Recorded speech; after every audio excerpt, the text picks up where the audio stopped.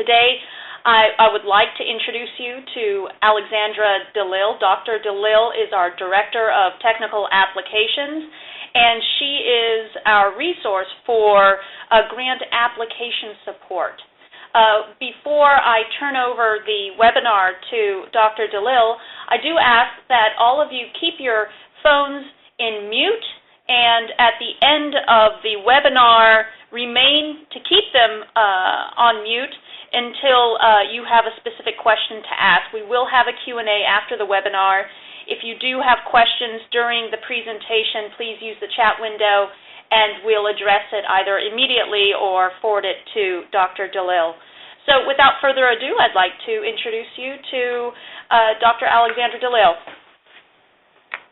Hello, everyone. This is Alexandra DeLille. Thank you, Anna Christensen, for the introduction. So today we will discuss research imaging instrumentation, funding opportunities, and the secrets to success.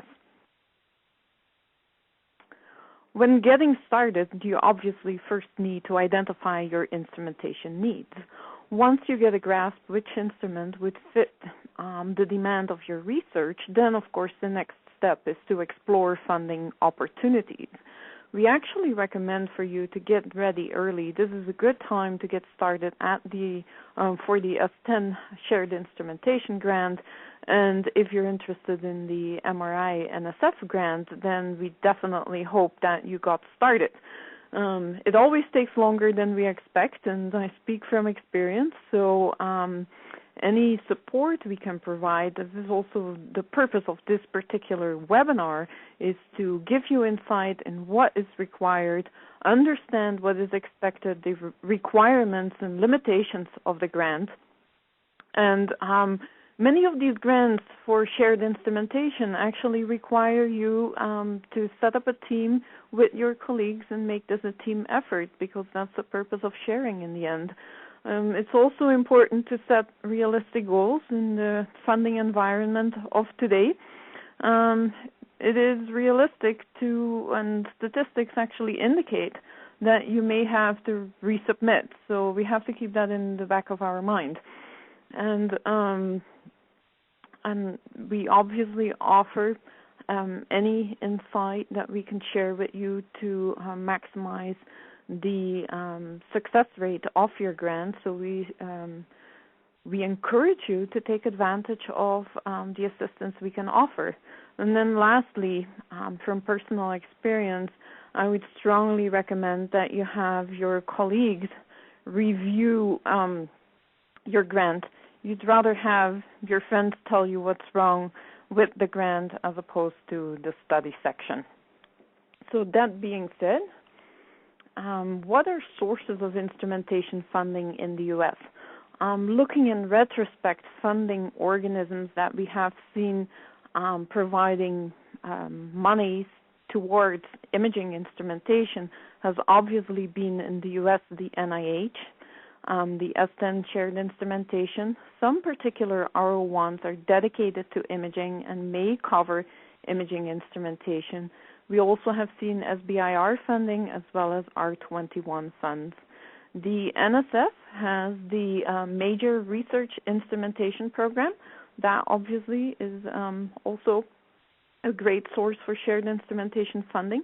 Last year we saw the Department of Defense DURIP grant. I have not seen that reissued this year, but keep an eye open. We never know if it will reoccur, yes or no. Then, of course, there is small and large foundations. We'll cover a few of those in the next couple of slides. There's also state programs that we have seen funding for imaging instrumentation is, for example, the CPRIT, Cancer Prevention Research Institute of Texas, and then also the CIRM, Stem Cell Research from California. And these are just a couple of examples. Just make sure to check in your particular state if any funding programs for medical research are available. Certain universities have intramural programs as well. And what we also see, and this is more common in clinical and veterinary settings, is private donors. And we actually have a website on our PerkinElmer.com domain. We have a dedicated site where we keep you up to par with funding opportunities. So I would strongly recommend checking that website routinely. The next slide, this is an excerpt from the foundationcenter.org. And so here you can actually see the top 20 U.S. foundations awarding grants for medical research. This is just, again, to give you an idea on where to look for money. And on top there, we see Bill and Melinda Gates Foundation. Yet again, they have also sponsored imaging research. I believe it was an infectious disease application. And you can see down the list, there's, for example, Keck Foundation and others that also have funded imaging instrumentation. Sources of instrumentation funding in the rest of the world.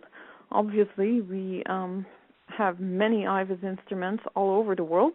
In Belgium, my country of origin, we actually had the FWO sponsor IVUS instrumentation.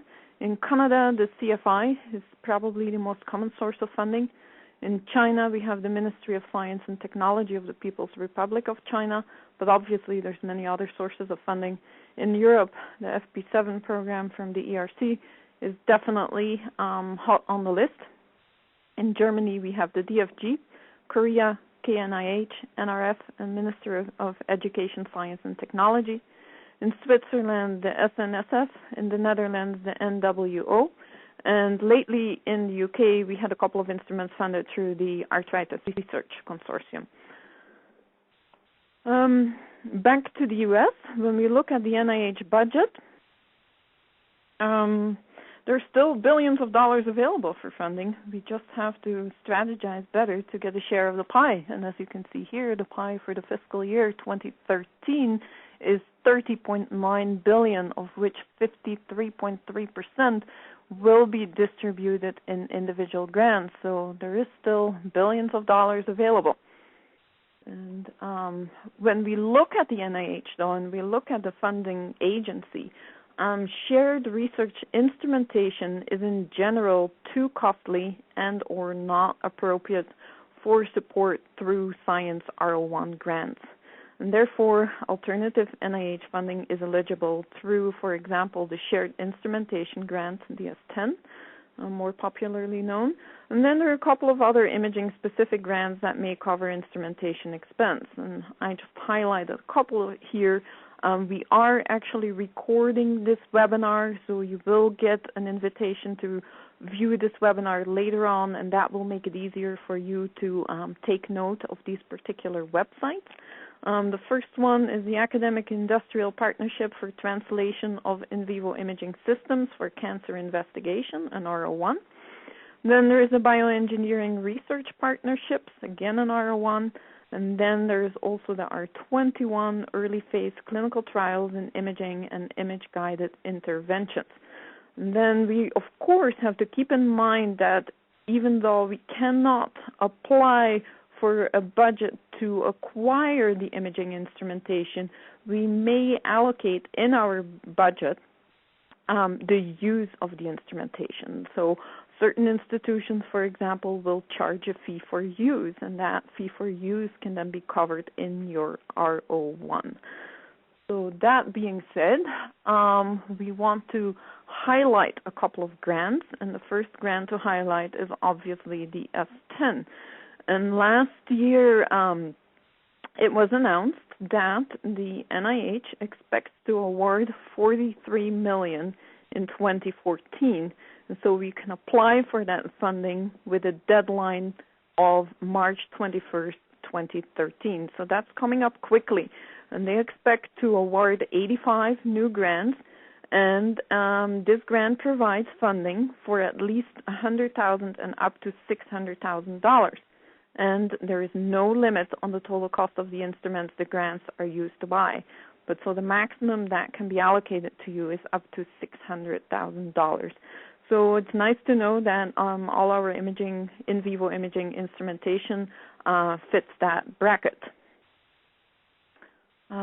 So looking more at S10 secrets to success.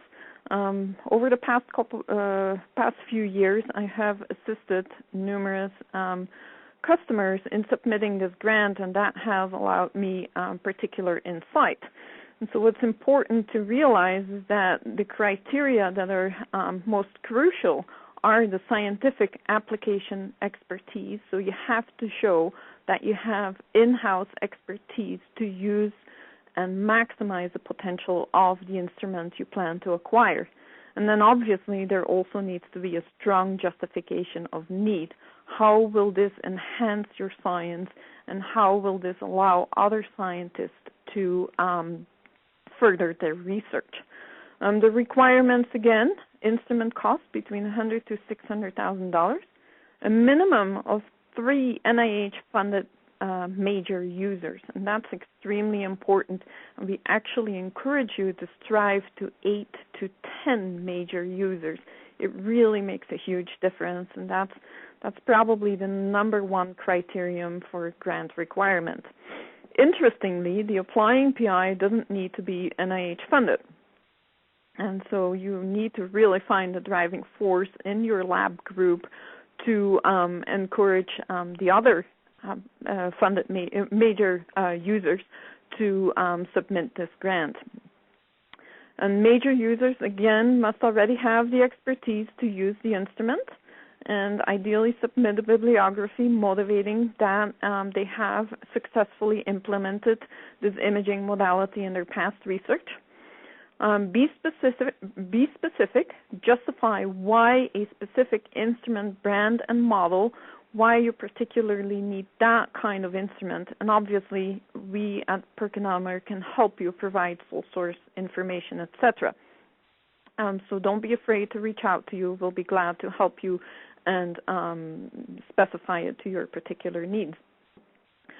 Convince the reviewers that this instrument is fundamental to the progress of your research, and describe how the instrument will benefit that research. And then explain how new features advance your research while the old equipment cannot. So it's very important to highlight each of these issues. What's also extremely important is there any similar instrumentation available or accessible to you in your institution, but also beyond your institution in your geographical area? And here we have an example from a previously submitted grant where we highlighted other, in this particular case, in vivo optical imaging instrumentation in various institutions, in this example in the greater Boston area. So it's important, and it's important to highlight the intensive use of these instruments. It's also important to highlight that you do not have access to these instruments for either they are used day and night, or, for example, they are in a containment facility, or you can't bring your mice into that facility, etc. So these reviewers are experts in the field. They've been in this field for 10 years. They know who has the instruments. They know the literature. So you're really dealing with a study section that's extremely aware of the applications, but also the development of instrumentation in the field, etc. Instrument use, again, that's extremely important to show that the instrument will be effectively used not only by the major users but also by the minor users. And ideally, you'll provide a chart or a graph illustrating the accessibility and the intensity of use. With this grant, it is a requirement that the major users should have a total of 75% of the instrument's time. So when you're writing this grant, you really want to focus on your major users, but you also want to show that you have minor user groups, and you have to show hourly use and total hour of use per year, ideally. And if you can show that the use will be incremental over time, that's even more advantageous. What else is required? Describe the instrument's applications in detail. Explain the specific benefits, and stress unique applications. If you want an instrument that does bioluminescence, fluorescence, micro-CT, be sure to explain in detail how each of these components will be used and how they interact, etc. Be very, very, very specific. And show data from the instrument, and be quantitative. not only shows scientific application data, but also show how this instrument will speed up your research. With non-invasive imaging, you can make an assessment on, for example, tumor inflammation much earlier as opposed to ex vivo analyses. Also show that with in vivo imaging, you can repetitively image the same animal over time, and in the end, you save on the numbers of animals and on the per diem fees. Be specific about reporters and probes used, and be realistic about these reporters and probes used. I've somewhat come to the observation that study sections are rather allergic to, for example, claiming that you will use GFP for deep imaging in vivo optical imaging reporters. We all know that the near infrared is favorable, so make sure that you claim research that is likely to succeed.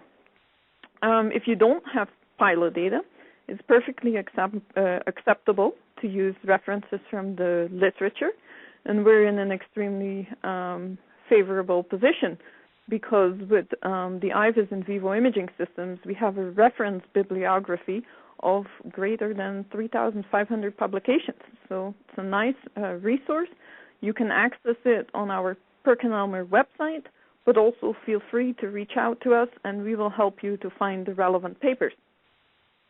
Make sure to include a summary for each major user with their research interest, emphasizing the imaging applications, and of course illustrate needs and benefits. Include young new investigators. You are required 1 paragraph per minor user, and obviously it will help if you explain how this will advance their research. Then again, it's always nice to chart and graph your information. This is a table that really helps the reviewers substantiate the justification of need. And so we have an example here of a particular table that you could easily fill out. So you have your username, you have your institution. Sometimes these shared instrumentation grants are across multiple neighboring institutions. Write the project title, the NIH grant, the forecasted % of use, and then it always helps to highlight in the in vivo use.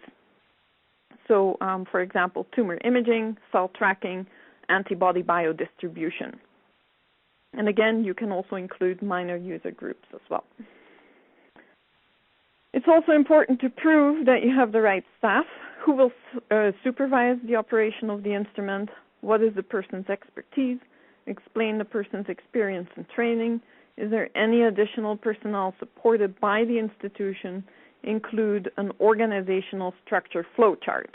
So that again shows that you have the right people in place. And it's also important to show how you will expand the current user base. Ideally, they envision the use of this instrument over the next 5 years. So obviously, there's a lot of change in personnel, especially in academic institutions.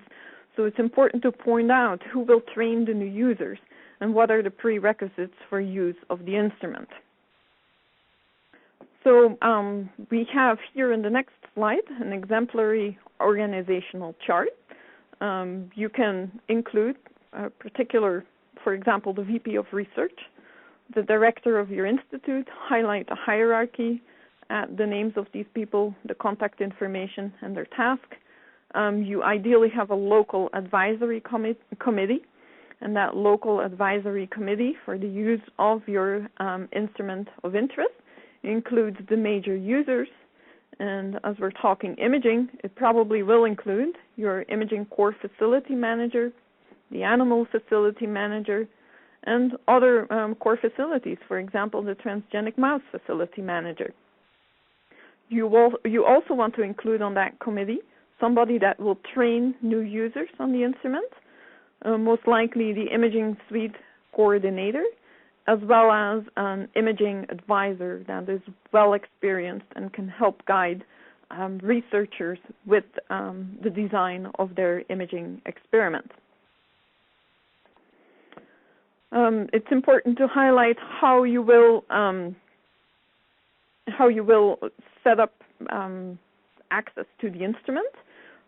Certain facilities have online sign-up processes. Others still use sign-up sheets. And here we have an example of the sign-up sheet. You again want to include an example of that, or either a screenshot of your online sign-up processes. A user fee example. Certain facilities will charge a cost to use the instrument. And so again, you want to show how your costs will be covered. And you may, for example, discriminate between assisted and unassisted use of the instrument. And you may discriminate for between major users, other institutional users, and outside users. Furthermore, you want to include data management. Obviously, you're accumulating large data imaging files, and you want to show how your facility is set up to archive, access, and backup data generated from the instrument. So it helps to have a letter of institutional support there. And then lastly, we're coming to institutional commitment and impact. Institutional commitment basically highlights the commitment to the animal facility. Obviously, when you have in vivo imaging instrumentation, you need animals and you need to house these animals. So we need to show that we are committed to, that we have an animal facility that is committed. And that includes housing of the animals, personnel, administration, training. You may also, for example, illustrate how you will have consumables for bioluminescence imaging. You need to inject, for example, the deluciferin substrate. Will that be routinely accessible to users, or do they need to bring their own? And then, of course, we also need to illustrate how the instrument will be maintained and how we accommodate service support for ideally the next 5 years. It helps to describe the instrument localization as well as the animal housing. So if you include a floor plan, how easy is it to get the mice to the instrument? Illustrate a financial management plan, project for at least 3 years how you will recover the operating, maintenance, and service contract costs of the instrument. Again, this can be done by fee per use, chargeback to the grant, institutional subsidy, etc. And then it's important to substantiate that support with letters of support from institutional seniors, with again, ideally a 5-year commitment. And then lastly, it helps to highlight the impact of the instrument on the institutional prestige to attract and retain new investigators. I see that there has been a question whether NIH funding is the National Institute of Health. It is an institute that is indeed based in the U.S. Various other countries have similar institutions, as highlighted earlier on in the talk. However, I think a lot of the substantiation outlined, particular for this STEN grant, can apply to other granting institutions worldwide. That being said, we're done covering the STEN grant. We do have an STEN special instructions guideline, and I will be glad to send you a copy of that. So just email me at alexandra.delil@perkinelmer.com, and this document will come your way. Now switching gears again to a U.S. funding authority, the National Science Foundation, which has a major research instrumentation program. And this was again announced late last year, and we can apply for funding to the NSF with a deadline date of February 21st. So again, it's important to get started.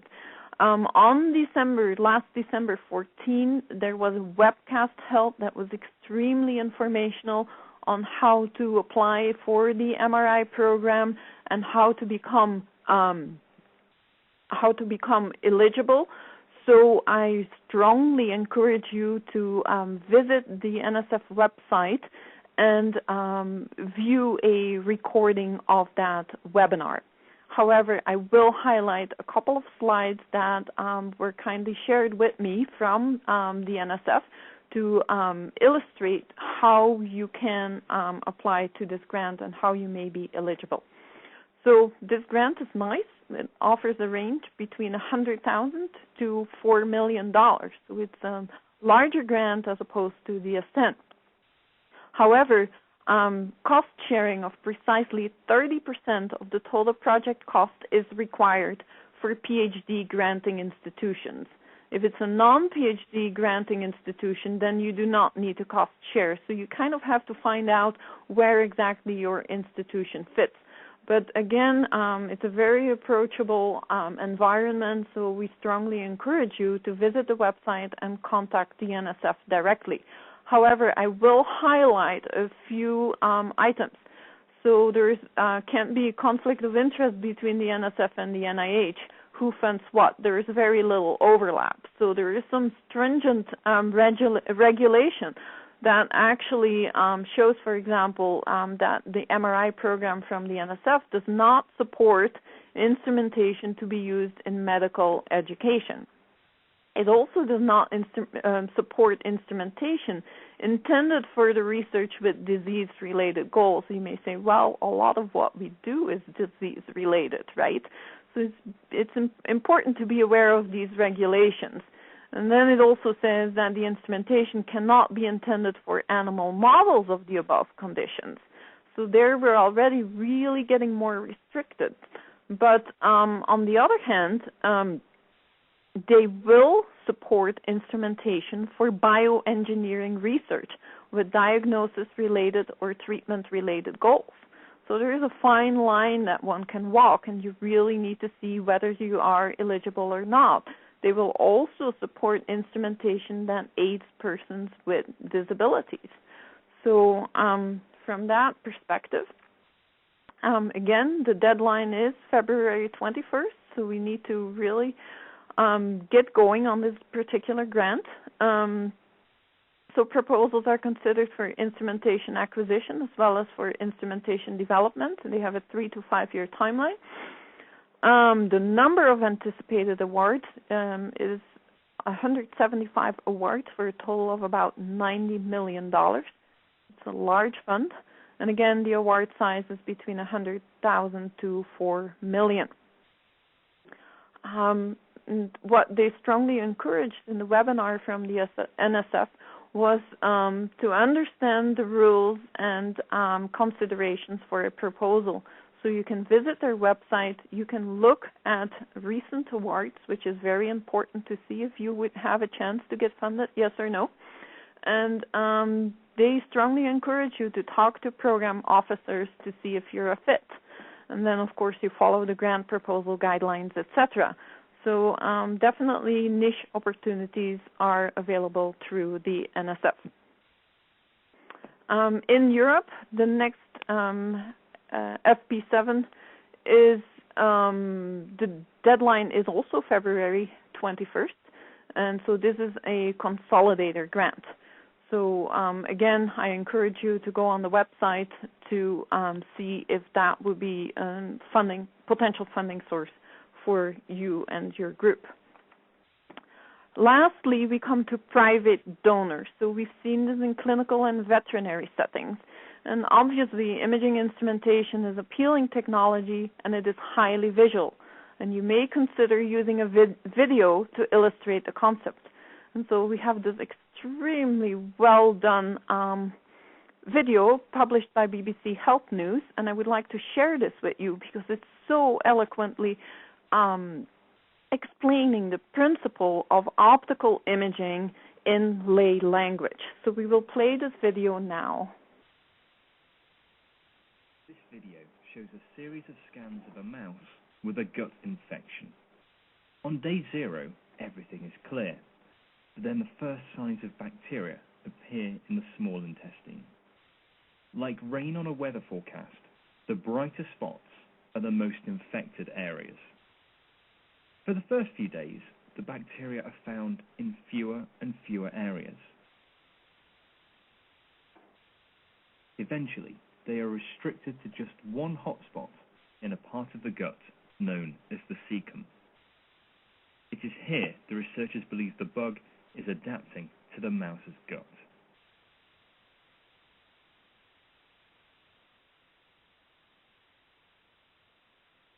Then, after 6 days, it suddenly becomes more active and spreads first to the rectum and eventually the whole of the large intestine by day 8.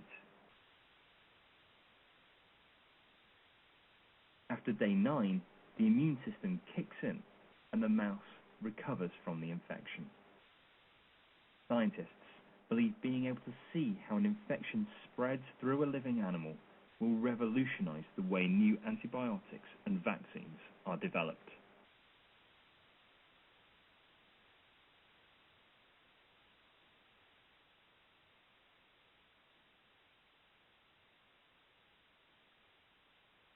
Okay. So then lastly, in conclusion, how can we assist writing your grant? We can provide instrumentation justification. We can help you to strategically position your grant application. We can help with experimental design and imaging protocols. We can also assist with the optimization of reporter imaging agents. And obviously, we can source our peer-reviewed literature references.